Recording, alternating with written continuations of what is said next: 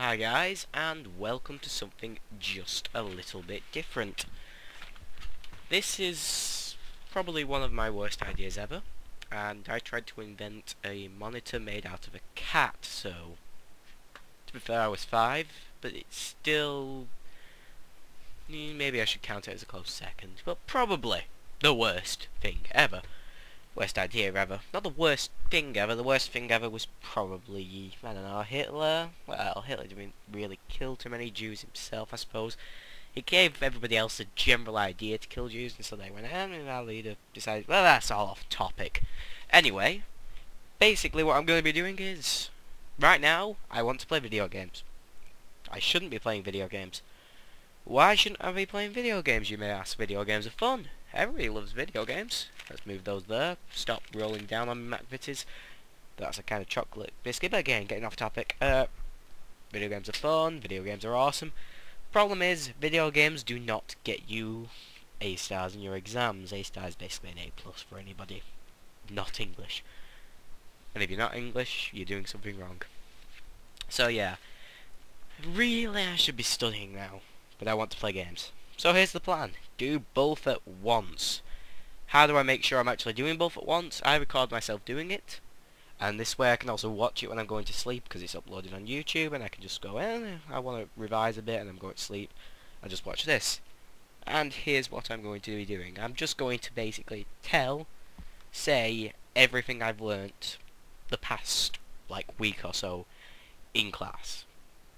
Roughly. It's going to be a revision aid, it's going to help me revise, it's going to help me learn basically and remember everything I did before, put it into a kind of story perspective. So anyway, let's just go ahead and start playing, because we're just going to look up a game quickly. Okay, so we're going to be starting with the Crusades. That's for my history class. The Crusades are awesome. Why are they awesome? Because they shouldn't be crusades. What a crusade actually is meant to mean way back when it was kind of like a pilgrimage to the Holy Land that Christians would go on and all of that good stuff. However, a certain Pope, Urban II, we'll get to him a little bit later on, decided, you know what, I like that idea of crusading, but how about we put a bit of killing of Muslims and taking of land on the side? So people who went on these crusades, they were doing the pilgrimage thing and all that good stuff, yeah, but they were just doing a bit of killing and pillaging on the side. It wasn't the main reason for them being there at all. So yeah, that happened, and it happened for several reasons which we'll be going over now. First one I'm going to be going over, since I'm going in roughly chronological order. Say roughly because chances I'll remember these things in chronological order are very, very small. But the first big thing that happened, and the first big reason that everybody said, was something called the Turkish threat. The Turks, I'm sure you all know who the Turks is. They live in what is now Turkey. It wasn't called Turkey back then, but the name is kind of irrelevant to the essay, I think. But yeah, they were basically going, you know what, well, we want land, let's go get some land. And they started taking over the Byzantine Empire, which was a small group of, it was basically what places which we call Greece now, and some of the places like Constantinople and that sort of area down there, that sort of place. And they went, yeah, we want land, so we're going to take it from the two closest people to us that we don't particularly like, the Byzantians and the Fatimids. The Fatimids were basically where Egypt is now. They owned all that kind of land. They were also another kind of Muslims. The Turks were called the Sunni Muslims. The Fatimids were called something else, which I've forgotten. So we will look that up later, and I'll put it in the description below for all those of you who want to know. Also, just question me on anything that I say, so I can answer it and learn more and hopefully do better. So yeah, off they trotted, and they started taking over land. They started taking over the Fatimids' land, which was places like Jerusalem, and they started taking over, land, like the Turks' land, places like Nicaea and stuff like that. I don't think I said Nicaea right, it's Nicaea, there, I can't say it. Don't ask me to. I can spell it though. N-I-C-A-C-E-A, I believe that's how it's spelled, and who cares since this is a written exam. So anyway, yeah. They went off the trotted, started taking land, and even at the Battle of Manzikert, which was, I do believe, in 1071, if I remember correctly. They took... I think it was 1071, but who knows. Yeah, 1071. Battle of Manzikert, they even managed to capture the Emperor and basically put him on the spot and slaughtered a lot of soldiers from them and all that good stuff. Now, you know, pushing into that, and they even came within striking distance of Constantinople. In 1085, they captured Antioch, which was about 100 miles-ish, something like that, from Constantinople. They advanced about 400 miles in the space of about, what, 20 years? So they'd come pretty damn far, and it seemed as if they were going to go on, take Constantinople and all that good stuff. However, at that point, Alp Arslan, the leader of the Turks, decided, you know what, it would be a really dick move to die right now. And so he did. And as a result, his 3 younger sons basically all went, you know what, my dad's dead, I want power. And they got into a bit of an argument over that. Started arguing about, and as a result they never actually pushed up into Constantinople. But the Byzantines and all the people up in the west were terrified because they'd been pushing up towards the west, and it seemed as if they were about to take over the entire of the west. Didn't know that they were in a massive fight, and also the Fatimids had become a much bigger issue because they were a bit pissed about them taking Jerusalem off them for some reason. Something about slaughtering a bunch of Fatimids in the process, but, you know, who cares about that? So yeah, they were in this massive fight, and in the end, it took a couple of years, but Killage came out on top. And Killage wasn't so interested in pushing into the west, because nobody really cares about the west, nobody really cares about Christian. There's plenty of evidence to suggest the Fatimids just didn't give a damn about Christianity, they didn't want to kill them or anything like that. There is evidence to suggest otherwise, that they did want to destroy Christianity, but to be honest, I prefer the evidence that says they did not care, because it seems to make more sense, to be honest again. So yeah, they basically went, yeah, sack that, we don't want to attack Christians anymore, Killage and all that. We don't want to push up into the west, we are more than happy to just kind of sit where we are and not do much. So yeah, all this happening, but the Christians and all the people up in the west are still terrified. Oh no, we are going to die. That is what is going to happen, clearly. Yeah, no, you're not, you're safe. Really, you are completely safe. But thanks to the fact that they didn't know that, it kind of screwed them over just a little bit. So that was one of the reasons why they might have decided to launch the crusade. One. There are many, many, many, many more. Literally dozens. So let's see, what else? So yeah, all this is happening down there. While this is happening, all down in the Turkland and all that sort of stuff, making them look like a pretty massive threat, something else is happening. The Pope has decided that, you know, I don't like kings anymore. I don't like them. They're not very nice people, in my opinion. Mostly because they have power, and I'm the Pope. I should have all the power, shouldn't I? You know, being the Pope, don't you think? So he basically went, yeah, all kings release your power to me. The king's not particularly happy about that. This isn't even the Pope that was Urban II. This was a completely different Pope. King's a little bit annoyed about that, especially the Holy Roman Emperor, which was basically a massive strip of land. He owned a massive strip of land and all that sort of stuff around Germany and Austria and that sort of stuff. It was actually, I think it was the Second Reich. And yeah, he went no, no, no. And got a little bit annoyed at the Pope. The Pope got a little bit annoyed at him. And the Pope may or may not have said, okay, you're no longer allowed to belong to the Catholic Church. You're out. Which may have pissed him off a little bit as well. However, when the Pope's entire power and entire plan was his ability to say, you are no longer in my church anymore, and the Holy Roman Emperor's entire power, entire plan was send a massive army to go siege the city that he happened to be in, who do you think is going to win? Probably going to be, you know, the person with the massive army. However, and well, not really much of a however, he pretty much did win. And there was plenty of years where the Roman city of the Vatican City, yeah, that was pretty much under siege for quite a while, with the Pope hiding behind a bunch of soldiers.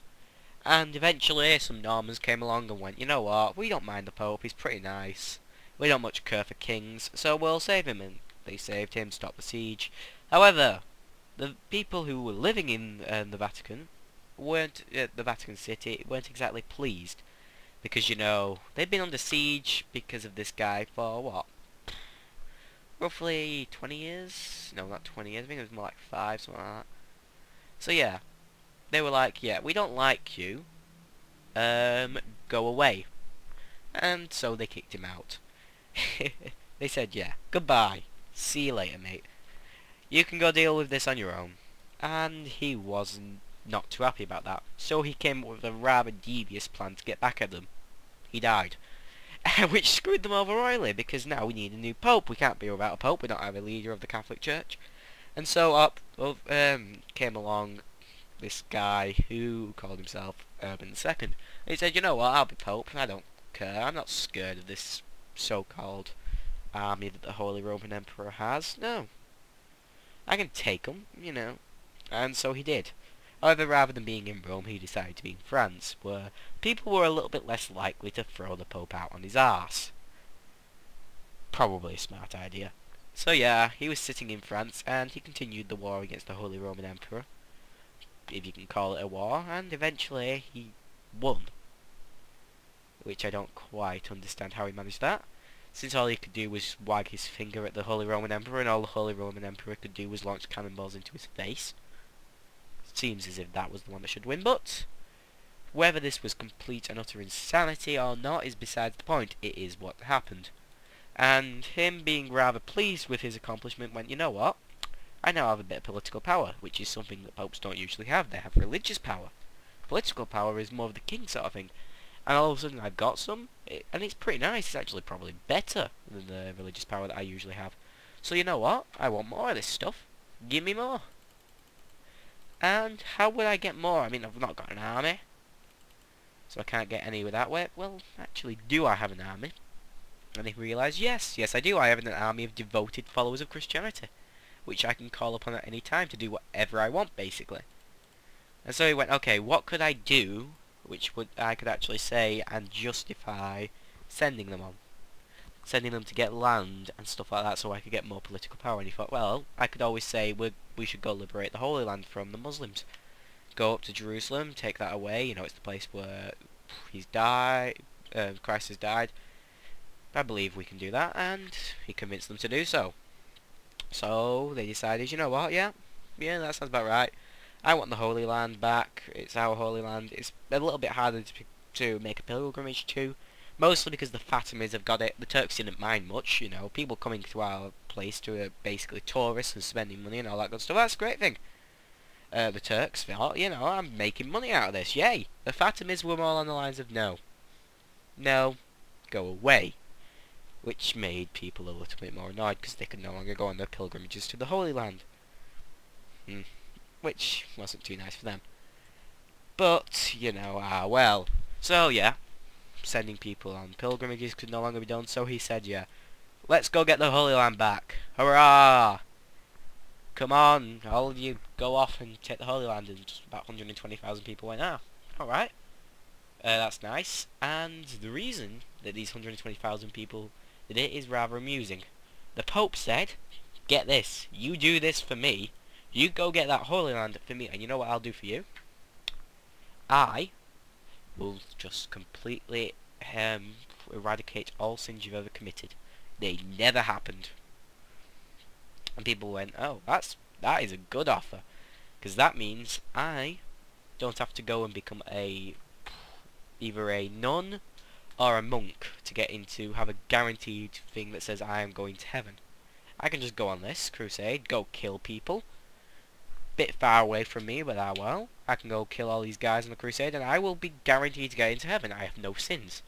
It's a guarantee. However, if you happen to give up and stop the crusade halfway through, you are automatically excommunicated. Which, it was a bit bad, you know. You don't want to be excommunicated, really. Pretty much because, you know, getting excommunicated is not fun. It basically means you are no longer in this church. Goodbye. You are the weakest link. And yeah, you get kicked out, which isn't a lot of fun for most people. You don't want to get kicked out of your church, but that's only if you gave up, which you're not going to do, are you? Are you? Are you? No, Mr. Pope man. So yeah, off they trot over to the Holy Land. Why did all these people go again? Possibly just because the Pope told them to. several other reasons. For instance, one reason could very possibly be the fact that the Pope could actually justify sending them. He could justify sending a bunch of people to kill Turks. Why? Because people have been killing Turks in the Spanish Reconquista, over in Spain, you know, taking back Spain from the Muslims, and they haven't been smited down. By God. That justifies it. Which is a bit ridiculous, but people back then basically thought, if you do something bad, you will get smited down. God will basically send a massive bolt of lightning to kill you. And since that wasn't happening, clearly God wasn't angry at you. He didn't want you to be punished. He didn't care. You were clearly doing what he wanted. So clearly God wants Muslims to die. This is so obvious. Yeah, people were a little bit stupid back then. So, off they trot. Do all that, thanks. Go get me a bunch of land. Why else might they have gone? Well, for the people who were in the Spanish Reconquista, and all that, which one of them was called Godfrey, who was a pretty big leader, they were like, well, I'm incredibly religious. Why not? The Pope's told me to. Again. So yeah, that's actually a pretty big reason. The Pope told them to. So they went. Why not? I don't like that too much personally, but it's probably the reason why. Big reason why. Big religious time back then, you know, everybody wanted to get into heaven and all that good stuff. And if you were particularly religious like Godfrey, the Pope tells you to, you do it. He's the messenger from the Lord. He tells you to drop all of everything you're doing and slit your own throat, you do it. And yeah, so off they went, and the important thing about Godfrey going for the Pope was the fact that if Godfrey was going, he already had experience killing Muslims. He'd been killing them in the Spanish Reconquista for a while. He has experience killing Muslims. Awesome. You have experience killing Muslims, that means we have an experienced soldier on the field. Follow him. And this was actually the kind of people that he wanted, the Pope. He wanted experienced soldiers. He got about 60,000 experienced soldiers. Roughly. And when I say experienced, I mean people who actually had some kind of armament. He also got 60,000 pilgrims. Not so good. You know, your basic civilians. People who were just walking around, and the kind of people you'd expect to be armed with, like, pitchforks. Yeah, that was his army. Not exactly looking too good, considering there are literally hundreds of thousands of Muslims where he wanted to go. Not gonna happen. But yeah, he still did it. He asked for them. Another reason that some people may have wanted to go, well, if you're about to be put on trial for stealing a loaf of bread, what are your chances of getting chased down, dragged back, and hung if you've gone on a crusade? What kind of policeman, it wasn't really a policeman at the time, but what kind of, basically, lawman would go out of their way to walk, what? Because they would have had to basically walk a couple of 1,000 miles, about a 2-year journey or so, all the way to the Holy Land, and then about another 2 years to get back, just to tell them off for making a loaf of bread. So yeah, go on the crusade to stop myself from getting thrown in jail. Hurrah! Or hung.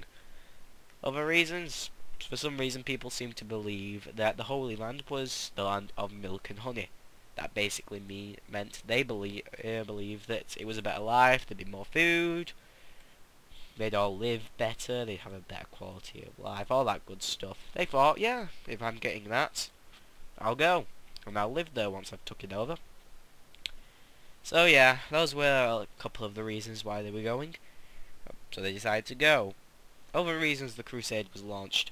Apparently, Alexius, who was the leader of the Byzantines at the time, just according to basic people and knowledge and all that sort of thing, he sent a letter to the Pope that said, hey, we're about to be attacked by the Turks, they're pushing up our border, help me.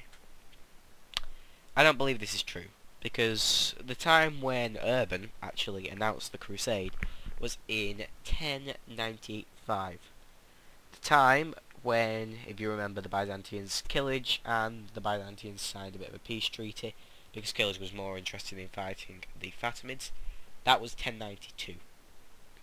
So 3 years between then and when he actually launched the crusade. Chances are he will have sent the letter before that, and it would have took about 2 years to reach him, give or take, if he was in France.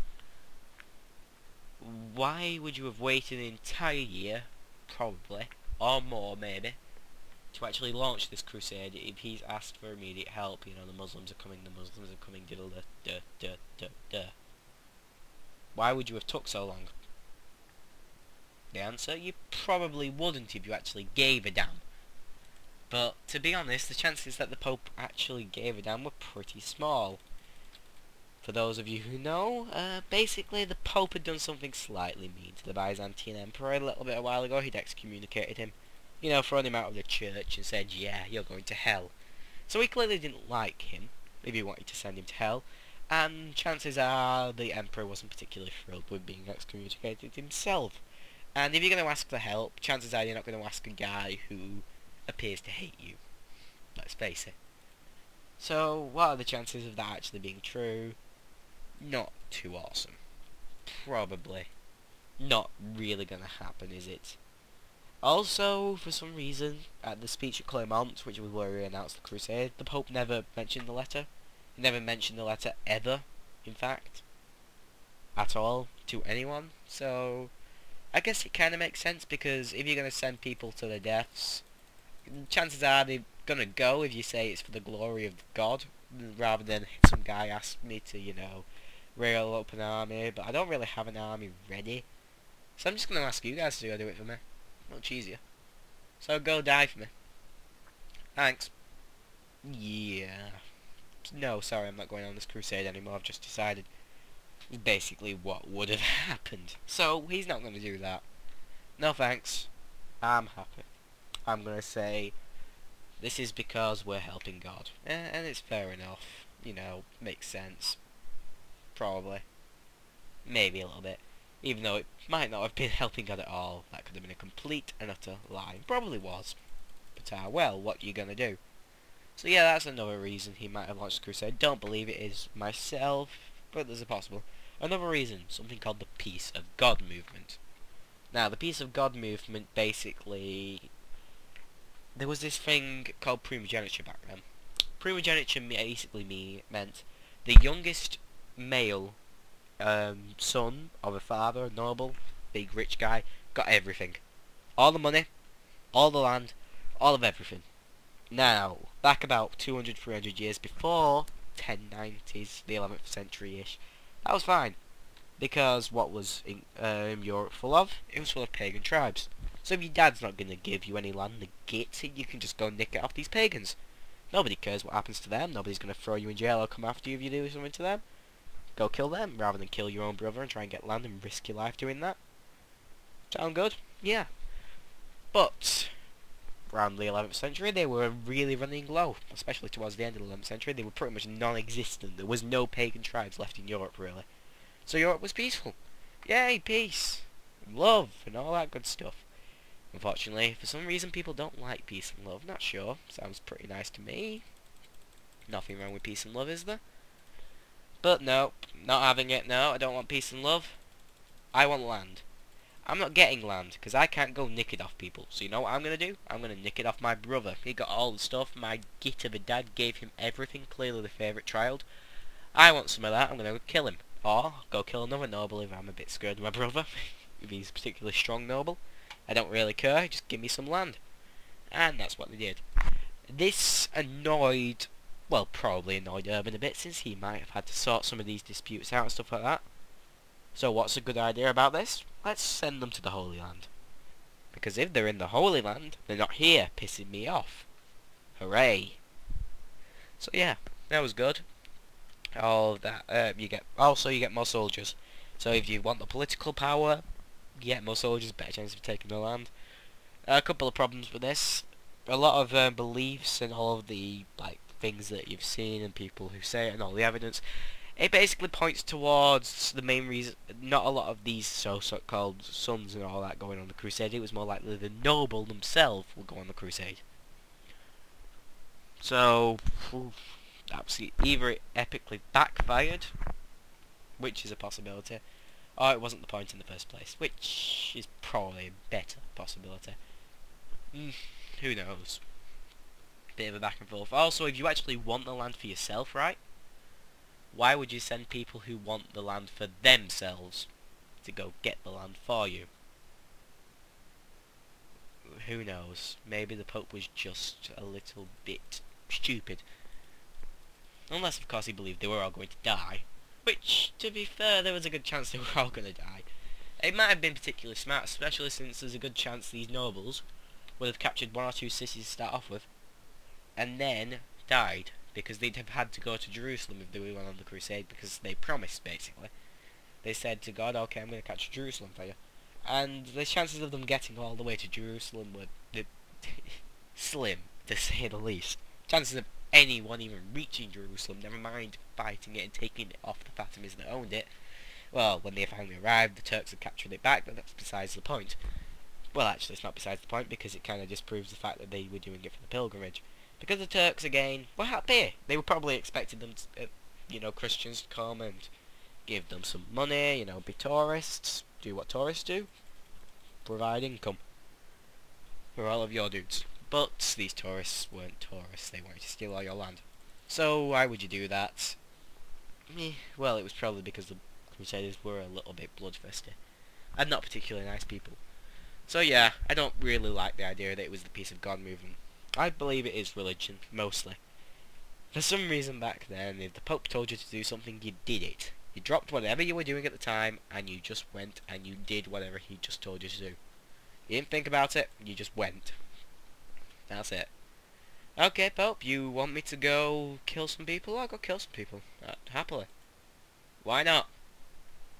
Don't see any reason. Sounds perfectly reasonable. After all, it does say in the Bible, thou shalt not kill Christians, not Muslims, and yes, the Pope did actually say that. He said that, nope, God was misquoted, that wasn't what God said. God did not say thou shalt not kill, he said thou shalt not kill Christians. So if you're killing Muslims, it's fine, you're not going to hell for that. Which actually helped out, since a lot of knights, they believed that they might go to hell for killing people and all that stuff, and were a little bit torn up. So if you're told you're not going to go to hell if you go kill Muslims, you might go and kill Muslims a little bit. So yeah, killing Muslims.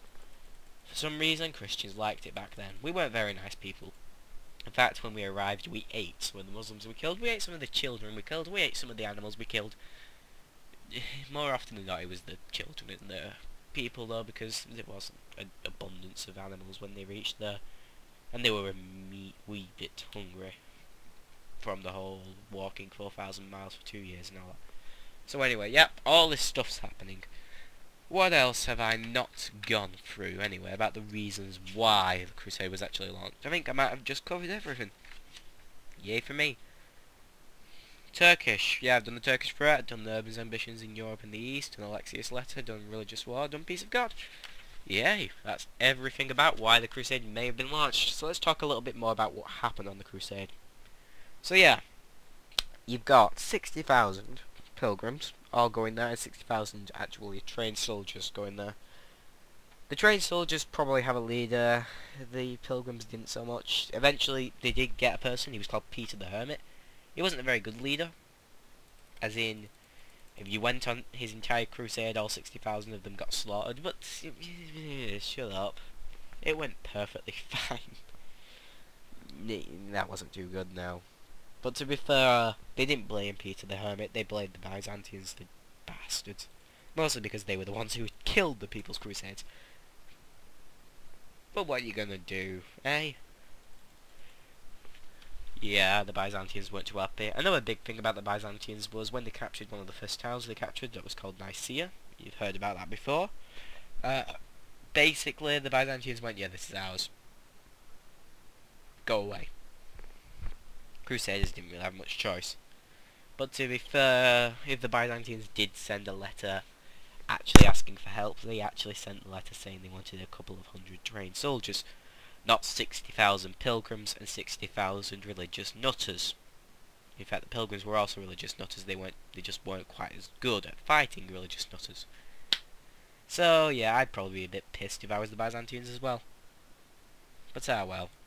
Let's see, what else? So yeah, we were pushing on, they were capturing land, and they were doing rather well, in fact, until they reached Antioch. And they took Antioch, and then some Turks came along and went, you know what, we want this back. Okay, thanks. So Antioch actually had a very small place in the middle where there were still some Muslims fighting to get out, and you had Turks fighting to get in. Things were looking pretty grim. This wasn't part of the People's Crusade. The People's Crusade weren't here. The People's Crusade had just been slaughtered already. So this was purely the big knights, to be fair. So they might actually have stood a bit of a chance. But then, one of the knights found something called the Holy Lance. The Holy Lance, for those of you who don't know, was the spear that pierced Jesus, was supposed to have pierced Jesus' side when he actually died, to check that he was dead. And it was like, oh, this is massive, this is holy, and all of a sudden, all these religious nutters had just become even more religious and even more nuts. And they went, yeah, see this? This is the religious Holy Lance of awesome. This means we can win. This means we will slaughter you. And to be fair, they did a pretty good job. They pushed back the Turks, and after seeing just how well they had slaughtered the Turks, the people who were still Muslims that were still in the middle of Antioch kind of came out and said, we surrender. So yeah, they said, yeah, we'll accept the surrender, and then when they came out, they slaughtered them anyway, because the Crusaders were nice like that. So things were actually going pretty well. And then a slight problem came across when Raymond, I believe, not 100% if I'm right there, basically went, yeah, I've just captured Antioch, I am staying here. I'm not going over to Jerusalem. And all the rest of the Crusaders went, hang on, you've promised to come down to Jerusalem. You've said you're on a crusade. You're going to Jerusalem whether you like it or not. And he said, no. This is my city now. I'm staying here. And my game just went off. Come back, come back, come back. Yeah, guys, sorry about that. That sucks, I was winning as well. I'll just finish that last point. So yeah, Raymond said he was staying here. No chance I'm going on. And everybody else said, no, you are continuing on. And they had a bit of a scuffle, but nothing too bad happened, you know. Raymond, they weren't too nice, they weren't too bad. Eventually they decided, yeah, we'll stay here, and Raymond said, yeah, I'll stay with my army here, and they went, okay. But we are very, very annoyed at you. And they went off to Jerusalem. And after arriving in Jerusalem, they took over Jerusalem. I don't understand how. I really don't. I don't even see any evidence to explain it. The only real thing is the fact that chances are Jerusalem was pretty knocked up. I mean, the Fatimids and the Turks have been fighting over it, so the fortifications weren't exactly amazing. The Turks were scared to death of the Crusaders, and I think anybody would be. I mean, the Crusaders had just come in and said, you know, hi, we're going to cannibalize your children, your women, everybody, destroy everything that is in our path, and just kill them, basically. We're very nice like that, and the Turks were a bit like, these guys are completely nuts, they're going to eat us, they're going to cannibalize us, and I don't want to be cannibalized. So they were a little bit panicky, and as a result, they took over Jerusalem, which was just, yeah. There was actually a pretty famous slaughtering in one of the mosques in Jerusalem, where they just went in and killed every last person in there. And these Crusaders weren't nice people, to say the least. So yeah, and then they had Jerusalem, and the Crusade had succeeded. Who saw that coming? The First Crusade, probably not my favourite. The Fourth Crusade is my favourite crusade, but the First Crusade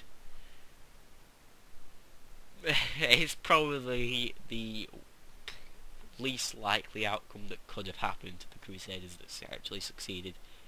Not only did they succeed in taking Jerusalem, they established 3 other Crusader states on top of Jerusalem. They also established one called Antioch, one called Edessa, and one called Tripoli. So we have all these Crusader states. One problem, they'd established them in kind of different spots. So one of them was up right at the top, then there was a massive layer of Muslims, and then there was another one just to the left of that, then a massive layer of Muslims, then one of them just below that, and then a massive, insanely large layer of Muslims, and then Jerusalem. And that was your 4 Crusader states. So they were all separated. The Byzantines were pissed at them because they had a bit of a falling out over Nicaea, they had a bit of a falling out over being excommunicated by the Pope, they had a bit of a falling out over the People's Crusade getting slaughtered by the Byzantines, and so the Crusader states weren't best friends with the Christians that were closest to them, and they were completely surrounded by Muslims. Also, they owned a grand total of one port, which was amusing because half the point that a lot of the nobles went there, and like Italians and that sort of thing, was because they wanted to trade. Because all of those ports there were incredibly important in terms of trading, and you'd make a lot of money for owning them. But they got one of them, an incredibly small port, and to reach it you'd have to go past tons of other ports. You'd have to go past the Fatimid navy, which was really quite powerful, just to make it there. So chances are no big ships, you'd have to have a nice small ship that can sneak past. Which also meant that your chances of getting help were small, and you can't trade at all. So that was pointless. Yeah. So we captured Jerusalem. What are the chances we're going to be able to hold it for more than 10 seconds? Pretty much non-existent. Help.